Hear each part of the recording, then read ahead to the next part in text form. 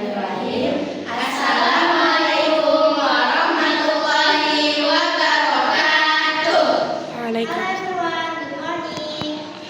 Perkenalkan, kami di sini akan mempresentasikan tentang sistem pencernaan pada manusia. Sebelum itu, izinkan kami untuk memperkenalkan diri ya. Saya Nurasa Hira, Saya Jura, saya Reza Suci. saya Nisa Suardia, Dan saya Suci Nurjana. lanjut aja ke penjelasannya. Let's check it out. Tentu saja yang pertama ada sistem pencernaan manusia. Sistem pencernaan yang ada di dalam tubuh kita atau bisa juga disebut sistem gastrointestinal adalah serangkaian organ yang memiliki fungsi untuk mencerna makanan. Jadi ada beberapa organ tubuh yang melakukan proses pengolahan makanan menjadi zat-zat makanan yang dapat diserap oleh tubuh. Ada 10 macam sistem pencernaan manusia, yaitu mulut, tenggorokan atau faring, kerongkongan atau esofagus, lambung, hati, pankreas, empedu, usus halus, usus besar, dan anus. Lalu bagaimana ya tepatnya proses pencernaan makanan itu terjadi, serta apa peran masing-masing organ pencernaan tersebut? Yuk dengerin yuk proses pencernaan manusia. Proses pencernaan manusia secara umum terdiri dari dua jenis, yaitu proses pencernaan mekanik dan proses pencernaan kimiawi. Langsung saja yang pertama, proses pencernaan mekanik, yaitu proses pencernaan makanan yang dilakukan dengan gerakan-gerakan seperti mengunyah, menelan, menghancurkan, dan mengemas makanan. Pencernaan mekanik bertujuan untuk mengubah bentuk makanan menjadi lebih kecil agar lebih mudah diproses di dalam tubuh. Proses ini terjadi di dalam mulut dan lambung, tepatnya ketika makanan dihaluskan oleh gerakan atau otot lambung. Yang kedua, ada proses pencernaan kimiawi, yaitu proses pencernaan makanan yang melibatkan enzim. Proses pencernaan kimiawi ini bertujuan untuk mengubah bentuk partikel makanan yang kecil-kecil menjadi bentuk yang siap diserap oleh tubuh. Proses ini terjadi di dalam mulut, kerongkongan, lambung, hati, pankreas, empedu, dan usus. Selanjutnya ada organ pencernaan manusia. Organ-organ yang ada dalam sistem pencernaan dikelompokkan menjadi 3 bagian besar berdasarkan fungsinya, yaitu pencernaan, penyerapan, dan pembuangan. Pencernaan terbagi menjadi 2, yaitu pencernaan mekanik dan pencernaan kimiawi, seperti yang sudah dijelaskan sebelumnya. Yang kedua yaitu penyerapan. Proses ini terjadi setelah pencernaan, di mana setelah makanan dihaluskan melalui proses pencernaan dan kemudian masuk ke dalam dinding saluran pencernaan dan menjadi molekul nutrisi. Maka nutrisi tersebut akan diserap dan dibawa oleh darah untuk diedarkan ke seluruh tubuh. Proses ini terjadi di dalam usus halus. Yang terakhir ada pembuangan. Dari nutrisi dan zat sisa yang tidak diserap oleh tubuh selanjutnya akan dibuang melalui anus. Seperti yang sudah dijelaskan sebelumnya, sistem pencernaan melibatkan serangkaian organ pencernaan. Sistem pencernaan dimulai dari mulut dan berakhir di anus. Dan selanjutnya akan dijelaskan oleh teman saya. Yang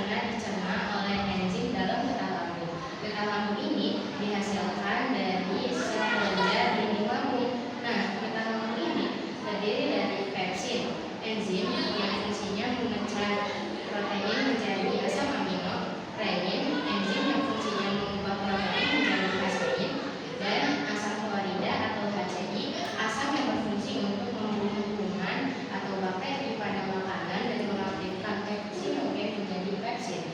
Jadi, secara keseluruhan, fungsi lambung diantaranya